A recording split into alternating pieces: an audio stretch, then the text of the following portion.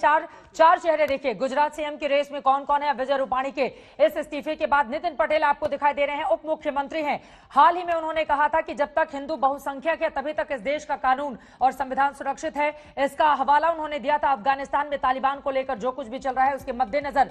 नितिन पटेल के इस बयान के बाद काफी बवाल भी मचा था। मैंने खुद उनका इंटरव्यू किया था जिसमें वो अपनी बात पर अडिग थे और उनका ये कहना था कि आखिर मैंने क्या गलत कह दिया है। मनसुख मांडविया आपको दिखाई दे रहे हैं। आपको बता दें कि राज्यसभा के सांसद अभी कैबिनेट मंत्री, उनका कद बढ़ा दिया गया है केंद्र में। पहले राज्य मंत्री के तौर पर थे, लेवा पटेल से वो हैं और यकीनन इस जाति को साधना बीजेपी के लिए बड़ी चुनौती है। पुरुषोत्तम रूपाला को आप देख रहे हैं, वो भी राज्यसभा के सांसद। कड़वा पटेल हैं, वो आपको बता दें कि वो भी राज्य मंत्री के तौर पर दिल्ली में कामकाज संभाल रहे थे, लेकिन उनको भी कैबिनेट का दर्जा दे दिया गया और उनका भी कद बढ़ा दिया गया।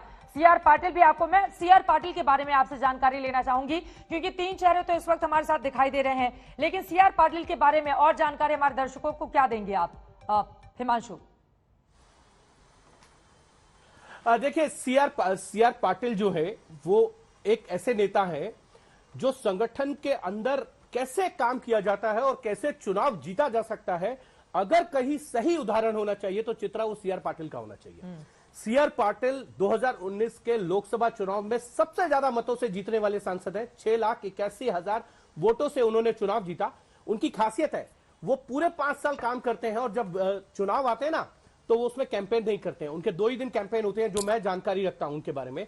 एक जिस दिन वो नॉमिनेशन करते हैं और दूसरा जिस दिन वो पोल करने जाते हैं, वो मतदान करने जाते हैं, वही उनके कैंपेन होते हैं। वो कहते हैं कि अगर मैंने 5 साल काम किया है तो आप मुझे मेरे काम के आधार पर वोट दीजिए, मुझे प्रचार नहीं करना पड़ेगा। और जहां वो नवसारी से चुनकर आते हैं, नवसारी के अंदर चुनाव के दरमियान आप किसी बड़े नेता की वहां पर रैलीज नहीं देखेंगे, किसी को वो नहीं बुलाते अपने कैंपेन के लिए। वो खुद से अपने चीजों को मैनेज करते हैं और पूरे चुनाव के अंदर वो एक दिन कैंपेन के लिए निकलते हैं। एक जिस दिन वो अपना नॉमिनेशन फाइल करते हैं वो होता है और दूसरा मतदान के दिन।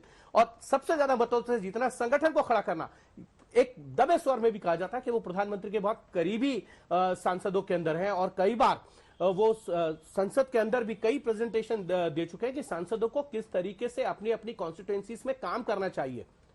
ये वो लगातार बताते हैं कि एक सांसद की जिम्मेदारी क्या है और किस तरीके से आम जनता के लिए और संगठन के लिए वो काम करें अपने लोकसभा क्षेत्र में, तो चुनाव नहीं हार सकते हैं। और सीआर पाटिल 3 बार जो है वो लोकसभा के सांसद रह चुके हैं। 2009, 14 और 19 के अंदर सबसे ज्यादा मतों से चुनाव जीता था। और सीआर पाटिल, क्योंकि मैंने उनके काम करने की शैली को देखा है गुजरात चुनावों के दौरान, वो बहुत जो है पीछे से काम करते हैं और लोगों को ये लगता है कि सीआर पाटिल जिस तरीके से संगठन का काम करते हैं वो बहुत ही चौंकाने वाला है। ये अपने आप में काफी ज्यादा है। आपने कहा कि पर्दे से पीछे जो लोग काम करते हैं चुपचाप, उनको समय आने पर बीजेपी नवाज देती है। मैं चाहूंगी एक बार फिर से मुख्यमंत्री जब इस्तीफा सौंपने के बाद आए थे सामने मीडिया के, जरा वो तस्वीरें दिखाई जाए। उसी में बैठे हुए हिमांशु भूपेंद्र यादव जी, वैसे तो वो हैं राजस्थान के, लेकिन बिहार का जब प्रभारी उनको बनाया गया तो कमाल का प्रदर्शन बीजेपी ने किया और जेडीयू और बीजेपी के वोटों में कितना बड़ा अंतर रहा हम सब ने देखा है कि बिहार में कितनी मजबूत हुई बीजेपी।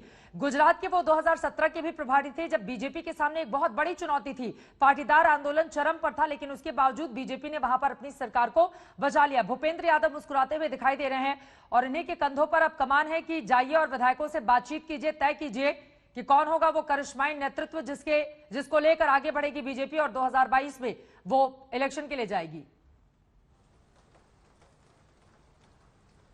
देखिए भूपेंद्र यादव जो है वो पार्टी के संगठन प्रभारी हैं अभी भी, क्योंकि वो फिलहाल ही मंत्री बने हैं। पिछले 1 महीना पहले ही उनको मंत्रिमंडल में शामिल किया गया और पार्टी नेतृत्व की तरफ से नए प्रभारी की नियुक्ति नहीं की गई है, तो इसीलिए वो संगठनात्मक दृष्टि से जो है वो वहां पर थे।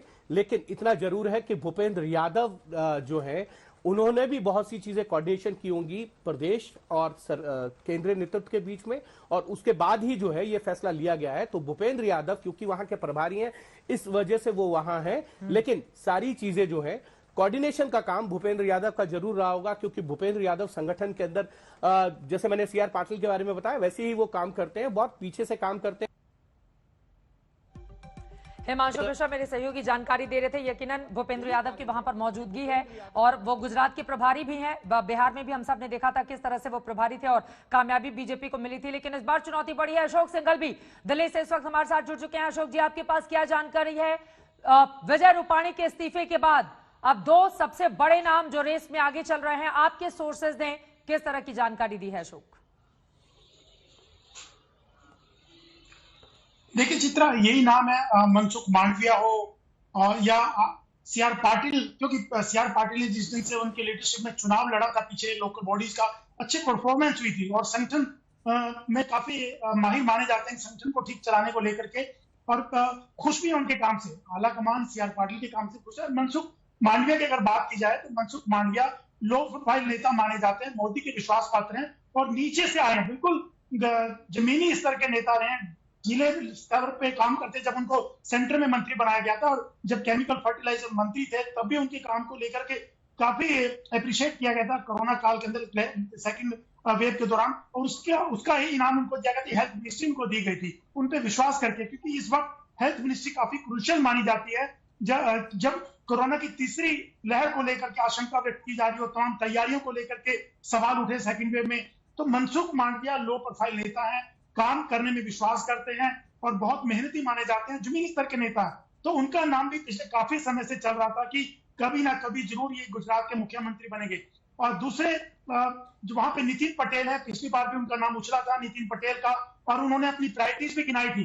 रूपानी का नाम आने से पहले उनको ये लगा था कि उनको मुख्यमंत्री बनाया जाएगा, तो उन्होंने अपनी प्रायोरिटी भी गिना दी थी, लेकिन बाद में चीजें बदली और उनको डिप्टी सीएम बनाया गया और रूपानी को सीएम बनाया गया था। तो ये बड़े नाम है। अगर वहां पे स्थानीय तौर पे अगर वहां से विधायकों की बात की जाती है, नितिन पटेल का नाम एक विश्वसनीय नेता माने जाते हैं, वो भी लो प्रोफाइल और पुराने नेता हैं, तो उनका नाम भी है। लेकिन मनसुख मांडविया का नाम पिछले काफी दिनों से दिल्ली के सर्कल में घूम रहा था कि अगर सीएम बनने की गुजरात की अगली बारी आएगी तो मनसुख मांडविया उसमें प्रबल दावेदार हो सकते हैं, और आने वाले 3-4-5 दिनों में ये फैसला हो जाएगा कि क्या केंद्र से भेजा जाएंगे मनसुख मांडविया या कोई और, या स्टेट से ही किसी को मुख्यमंत्री बनाया जाएगा।